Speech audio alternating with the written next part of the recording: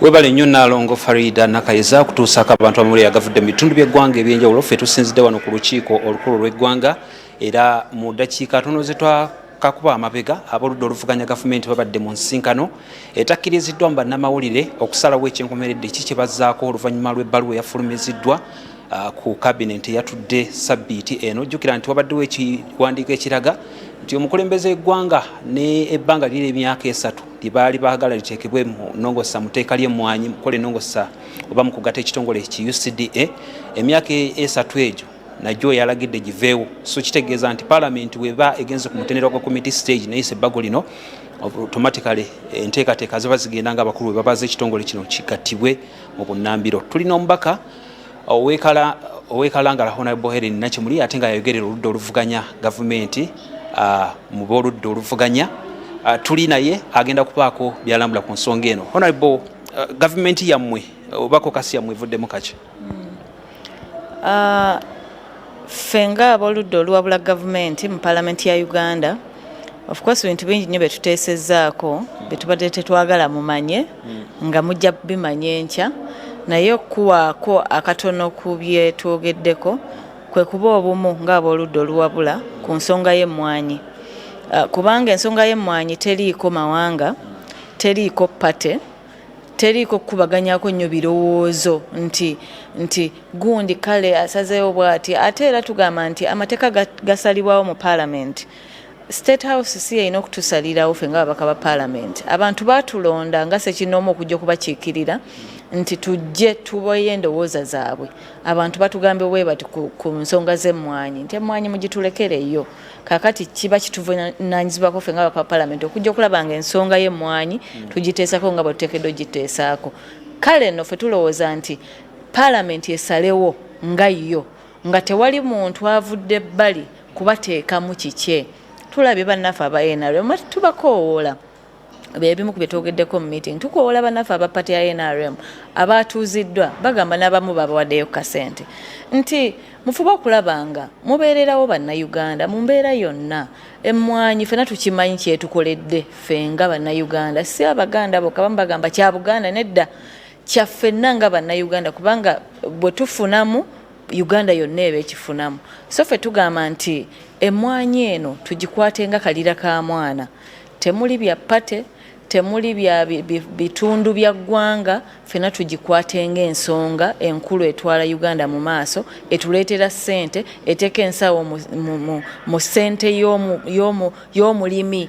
Olaba n'abavubi b'ekalangala kati balima emmwanyi. Ffe tulowooza nti emmwanyi twandigirekedde bannansi ke kamu ku kasiwa ke basigazza waakiri.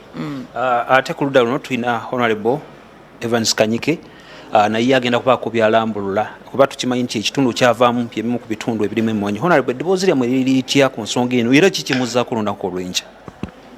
Olunaku olw'enkya kwongerako kusitula ddoboozi ly'Abannayuganda naddala be tukiikirira. Nze gye nva e Masaka e Buddu mukimanyi bulungi nti ffe bannamba emu mu Uganda mu Buganda okulima emmwanyi. Naye abatulaba kibalina okumanya nti Mwami Museveni warning gye tumuwa akomye obwakasajja fuba. Bannayuganda bagambye nti emmwanyi giveeko. Gwe lwaki owaliriza UCDA bwe yatandikibwa ekitongole kya gavumenti kyonna tekitekebwawo ku lwa gavumenti, kiteekebwawo ku lwa gavumenti naye tekiba kya gavumenti, kiba kya bannansi. Kati bannansi bagambye nti ekitongole kino kituyamba kisigalewo. Kati ate gwe n'oleeta embeera ey'okuwakanya, kiba kitegeeza oleeta ebibuuzo bingi eri bannansi nti naye ekitongole kino kyolemerako ogenda kikozesa ki? Amaloboozi ge tufuna mu bantu eyo gagamba Mwami Museveni bw'aba ayagala emmwanyi kuzitwala alime ezize.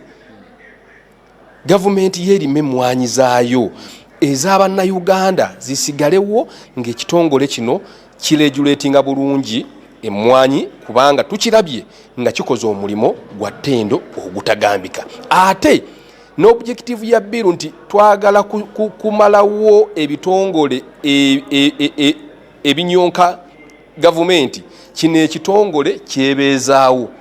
Mu financial year were twakiwa obuwumbi 44 naye nga ate kyo kyasobola okuŋŋaanya obuwumbi 82.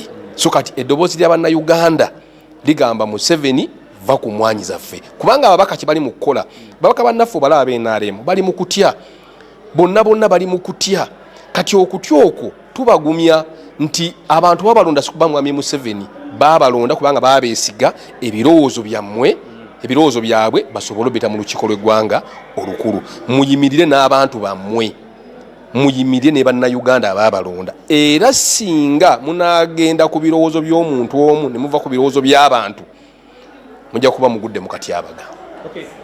Honorable nga tumaliriza wetuba tutunulidde enteekateeka eno ki kyemugenda okukola kuba tukimanyi nti NRM ebasinga numbers nti ne mubeera musazeewo nti muvudde mu Palamenti still omuwendo gw'abantu babeera baguyina mu seconds fe tugambye tugenda kuyimirira bumu twagala bumu unity tusazeewo ffe ng'aboludda oluwabula oba olw'opposition kuyimirira ku mazima kuyimirira nga muntu omu buli kye tugenda okukola mu Palamenti enkya tugenda kuyimirira nga muntu omu eddoboozi tugenda kuba nalimu oba bannaffe bangi oba batya naffe ekyaffe tugenda kukijjayo enkya era abannayuganda mugenda kukiraba tetugenda kubavaamu.